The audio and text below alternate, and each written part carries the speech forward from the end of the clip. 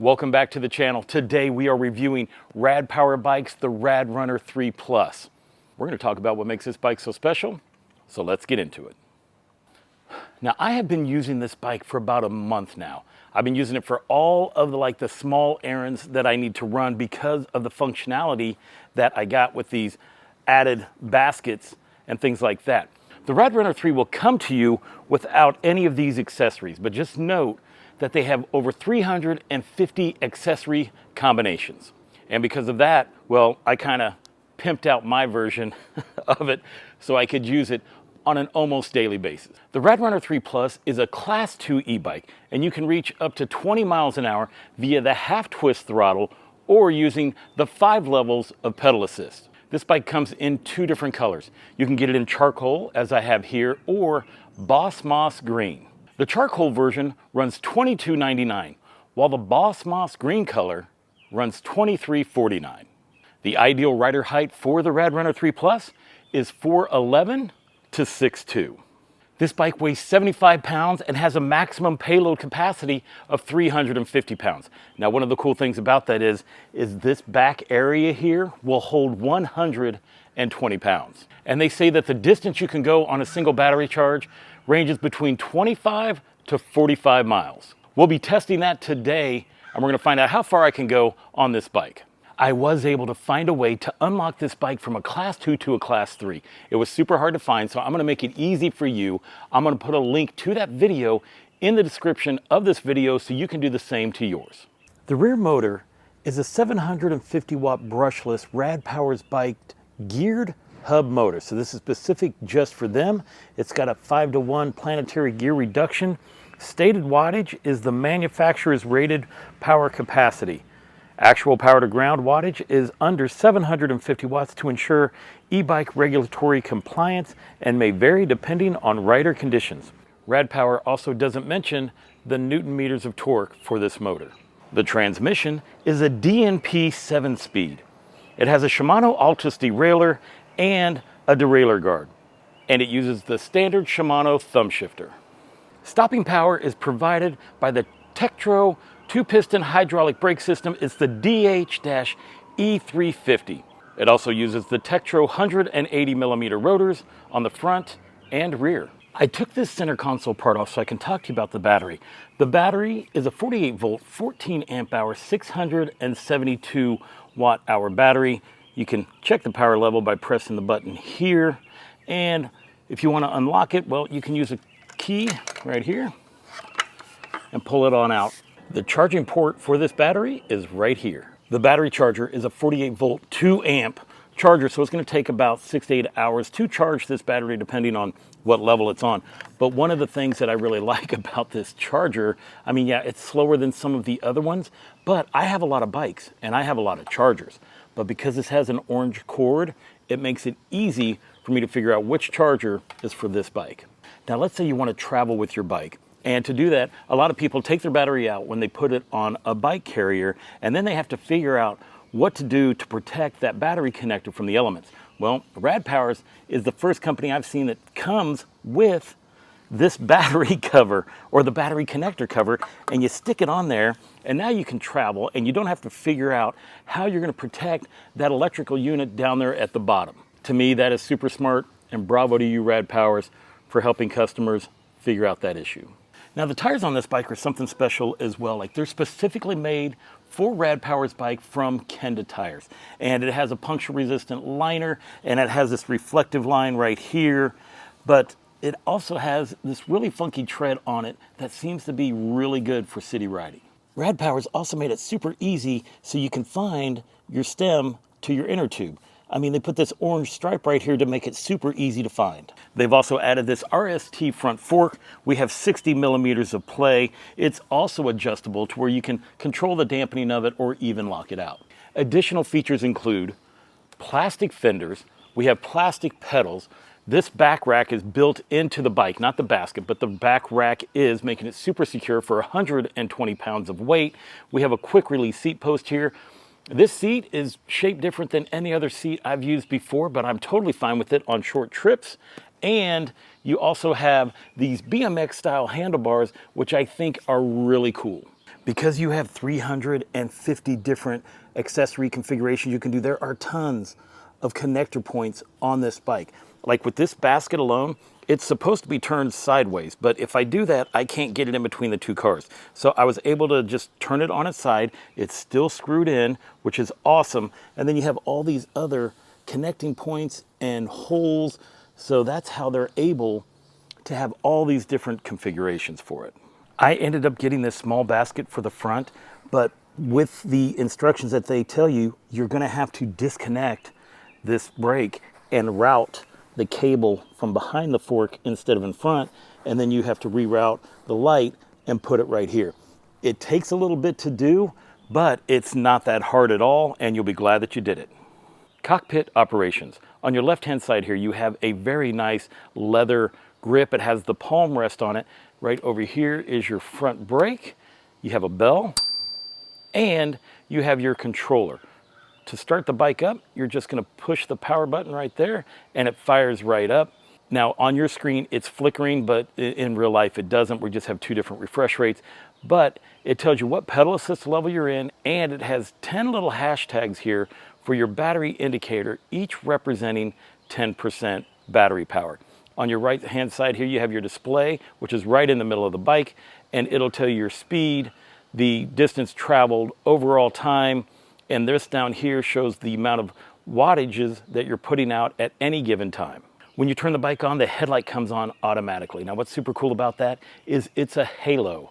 And I've customized cars in the past, and I've put these really cool halos on it. Well, this is the first bike that I've had that has a halo on the front of it as a headlight. And if you decide you want to go ahead and turn the headlight off, we can just push the button and turn it off. But it also controls the back tail light and brake light that you have. When it's on, it looks like this. And if you hit the brakes, the tail light also works as a brake light. If you decide you don't want the headlight on, well, you're just going to push the button and turn it off. On the right-hand side, you have another grip, but you have this half-twist throttle right here and your 7-speed thumb shifter, plus your rear brake. Now, since I've gotten this bike, I've put over 100 miles on it before I've even taken it out to this part to see how well it does in all of these different aspects on how I normally test the bikes. I'm gonna go ahead and put the center console on it before we take off, but it is also about to rain on me, so we're gonna have to do the rest of this review tomorrow. I've been using this bike for about the past month, just using it to run a whole lot of errands. And you guys will see what I'm talking about, because right now we're gonna start off this review by me showing you what I use this bike for. Now, I talk about this bike being a great utility bike, and here's a good example. Everything I need to film this review is inside that console right there. And then here, we're stopping off at the storage shed. I had to do some baskets and bring in some batteries. That's the herd. All right, so I don't charge them up in here. We charge them up at home. But this little bike is a workhorse. And because of that, this is basically my daily driver when I know I have to make any kind of runs or anything like that to the store. When it comes to the bigger trips, the bigger ones, then I grab my cargo bike and use that instead. But this one right now has been my daily driver for running errands. I have the bike in 0 pedal assist mode. I have it down in gear 3, so there's no power to the bike, and we are going to see how easy it is to pedal the bike without any power. If you notice, look, the half twist throttle doesn't work because we have it on 0 pedal assist. And because of where the handlebars are and the seating position of just this overall bike, I can comfortably cruise at 10 miles an hour. Now, do I want to do this for miles and miles? Well, no, and hopefully I'm not foreshadowing myself for what's about to happen on this review, but 9 to 10 miles an hour is totally comfortable and doable with this bike. This is the throttle test, and what we're going to do is we're going to see, we're just going to use throttle only and see if the throttle is dictated by whatever pedal assist level we're in. So we're in pedal assist number 1, and we're going to see if the pedal assist only goes to a certain speed. No, it does not. So whether you put it into pedal assist 1 or 5, you're going to get the full power. I do want to mention that this bike has been unlocked to a class 3, and just by using throttle only, we were cruising between 23 and 24 miles an hour.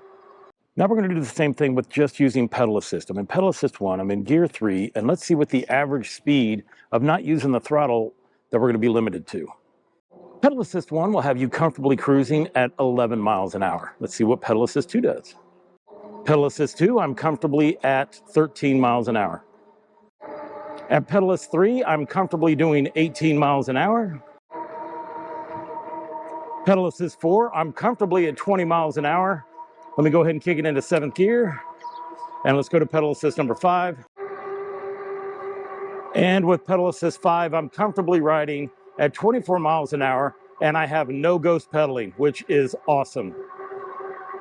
We are testing out the speedometer to make sure that the display is reading the right speed, and GPS is showing that we're 17, display is showing that we're 17, so we are good to go. The display is correct. 0 to 20, throttle only. Doesn't matter which pedal assist we're in. I'm in 3. That doesn't matter which gear I'm in either. So let's start and see how long it takes us to get to 20 miles an hour. The throttle does start off gently, so it's not going to pull you ahead. It's not going to jerk you. You're just going to have this gradual takeoff. 15 seconds.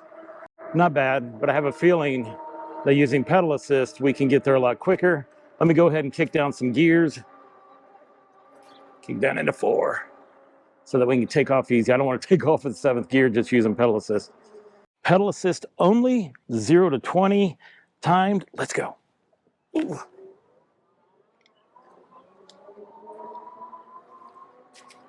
Ooh. 10 seconds. There we go. Now we're going to test how long it takes us to go from 0 to the top speed, which is 24 miles an hour. I'm going to use pedal assist. I'm going to use throttle. I'm going to use it all. We put that into number 5, and let's go. Oh, wait a minute. There you go. There we go. And let's go. 11 seconds. 11 seconds to hit the top speed. That's pretty impressive. It is time for the brake test. Here we are. We're in pedal assist number 5. I'm going to go as fast as I can. We're going to hit the brakes and see how well they do. Let's go.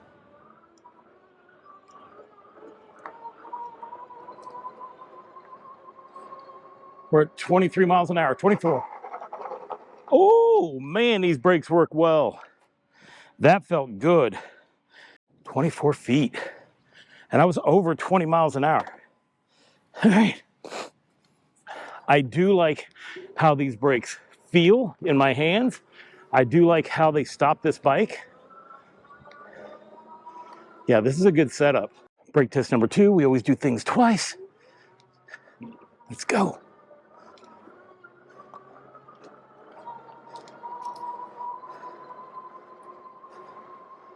It's 23 miles an hour. Oh my gosh. The brakes just feel awesome on this bike. It really does. Once again, we're like right at 25 feet. But that is freaking awesome. And just the way it feels when it brakes I like it. I really like the brakes on this bike. Let's talk about size and fit of the RadRunner 3 Plus. The seating position, well, you can't change how the handlebars are in height. I mean, you can take them forward or you can take them back to make them more comfortable for you. And the lowest seating position is like that. That is so super low. And if you didn't have this console in here, getting on and off would still be super easy with this bike. All right, let's see what the tallest position would be. See if they have a minimum mark on here. Ooh, that's a long pole.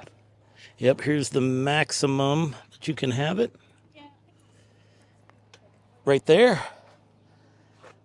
So that can still handle a very tall person. And then we're going to go back to my size, which I think it was right around here.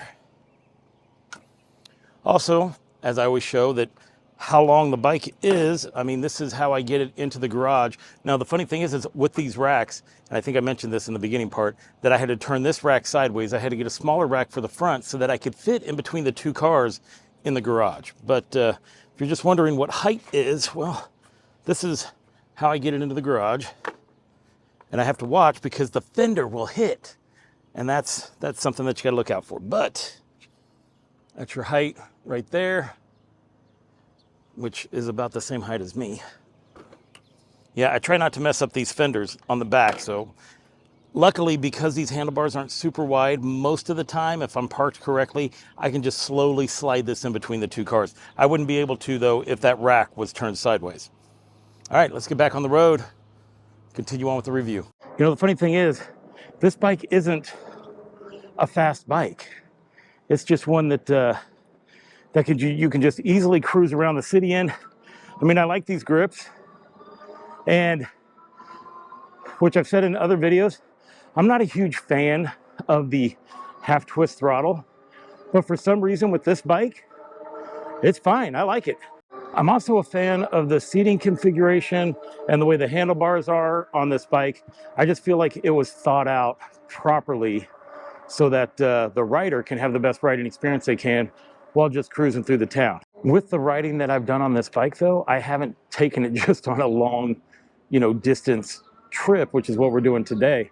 So I'm not sure how comfortable this seat's going to be, but overall, for the smaller trips that I've taken, this seat works just fine. We'll do our little off-road part right here with the bike. The only thing that is rattling is the things that I have in the console.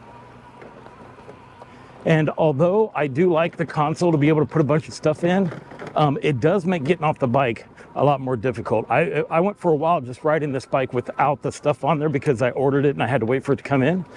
And during that time frame, just being able to step through this bike made it super easy, especially when I have stuff on it. Well, now that I put this console on, because number one, I thought it looked cool, and I was like, oh yeah, that's just more storage that I can put on this bike, which is true.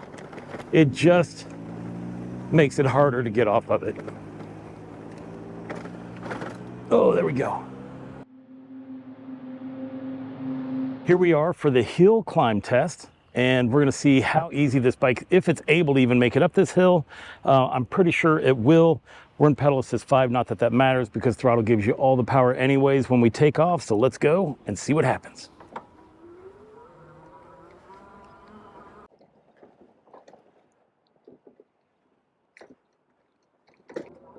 With this being a utility bike, I was pretty sure that this thing was going to have no problem making it up the hill.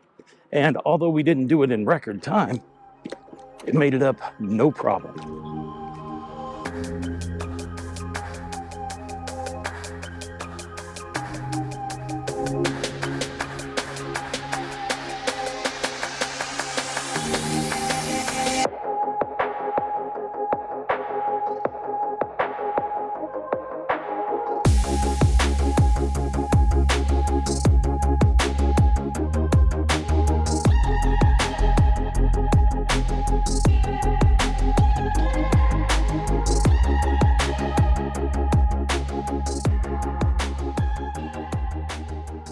We are at our first mileage update. Now, I should have done that a lot earlier, but I spent the first half of this road trip filming, doing all the testing with this bike with the lens cover on it. Just because I do this full time doesn't mean I'm good at it. Okay, so that's where we're at. So we're almost here to Lakeshore Drive. Strava shows that we've done 17.11 miles. We have 40% battery power left. We're gonna take it till we get another couple bars, but I do wanna show you Lakeshore Drive a little bit here in Chicago, and then we're gonna head back. Hopefully I can do it without pedaling this bike with no power, and hopefully everything turns out fine. But that's where we're at, 40%, 17.11 miles. Let's get on the road and see what happens.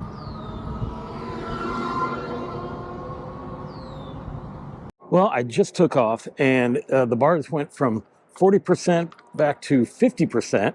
So we have a little bit of that voltage fluctuation.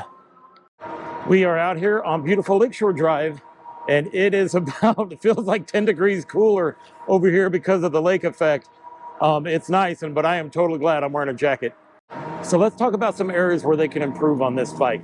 I would say that the displays, if they put like a different kind of glass on it or something like that, so we could see it in the daytime, because when the sun's shining, it's hard to see it whether you have glasses on or glasses off.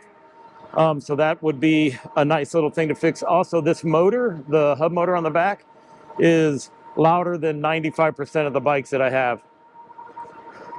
Now I get used to it, but I can tell that it's loud because there's many times when I'm riding and on the 606 trail and people will like turn around before I get there, or I'll go by a dog and the dog will jump. So that would, I mean, those are only like a couple of things. Well, I also think it would be nice if I could see a percentage on the battery level. I mean, even though they have the 10 little digital bars showing 10% of battery, which is still better than most, I think I would like it if it had the percentage, maybe on the other screen. But right now we're just cruising at like 19 miles an hour. We're producing 750 watts of power, so it shows that it has that little power bar level that shows how much power you're using, and right now we're using all of it. So I think the reason that I wasn't able to find the peak wattage of the hub power is because it's limited at 750. Like they have it governed at 750 is the highest it'll go, which is fine, totally fine, because I think this bike does really, really well with just that 750 watts of power. All right, now this is a pretty steep hill, and the bike pretty much slowed down, and we dropped down to 30% battery power. We have just dropped down to 2 bars. That means I got 20% battery power left, which means I need to turn around. I did this on another review where I just wanted to keep going, and in the process of doing that, well, I ended up having to pedal back a lot farther than I wanted to with no power. With this bike having only 20% battery power left, I'm trying to keep, I put it in pedal assist level 3. We're keeping the wattage in the 300s, and to help me get farther than what I would normally would. Because when I'm reviewing these bikes, guys, I put them in the highest settings they can go, and I go as fast as I can for as long as I can. And then at some point, well, I got to start getting a little smart. Oh boy. We are already at 1%, or we are already at 10% battery power, and I have a long way to go. I think I might have really screwed myself, guys. I would say that's my biggest problem with testing these bikes, is that once I get going, I just don't want to stop. So I have it at pedal assist level 2 now, because I've never been this far away and only been down to 10% battery life. So we're just going to be cruising at 13 miles an hour on the way home. I have a couple of big hills coming, and I'm going to have to use part of that percentage to get up and down. We are just creeping up this hill now because I'm trying to preserve as much battery power as I can. And I got one more bigger hill coming up. So we have 10% battery left. We're at 23.48 miles. I'm a good 5 to 6 miles away from the house. Pray for me. Chicago has a lot of these little small pockets of just nature and awesomeness. Now here's something that you wouldn't normally see unless you lived in Chicago, but check out this tree. This is definitely not something you see every day, but there is a lot of wonderful art here in Chicago, and this is just one of them.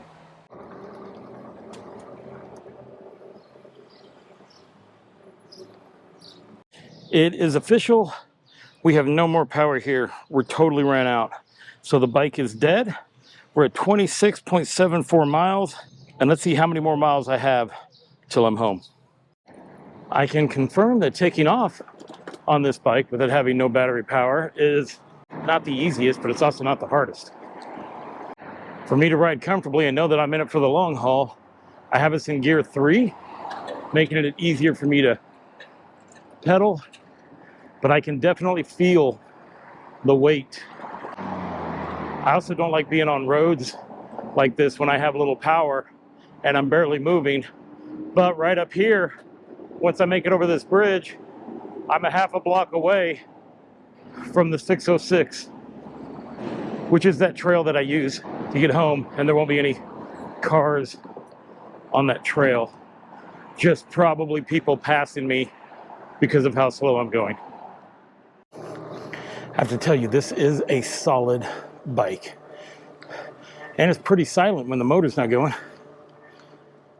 All right, I have made it back. Now the battery lasted 26.74 miles. That's what Strava tells me. And I had to ride it another 3.89 miles to get it home, putting me at over 30 30.64 miles, I believe, is what I have ridden today, and 4 miles of it was without battery power. Look, I love everything about this bike. I think this bike is excellent. It's an awesome utility bike. I'm not too sure about this console for me. I mean, I think it's nice for me to have taken it out and been able to do this with it. But I think on an everyday basis, I'm going to remove this one and then put the foldy lock back there. The good thing about it is so easy to remove. I mean, it really is. So I'll be able to pop that thing off in like 5 minutes. And even when it is on, it's super secure.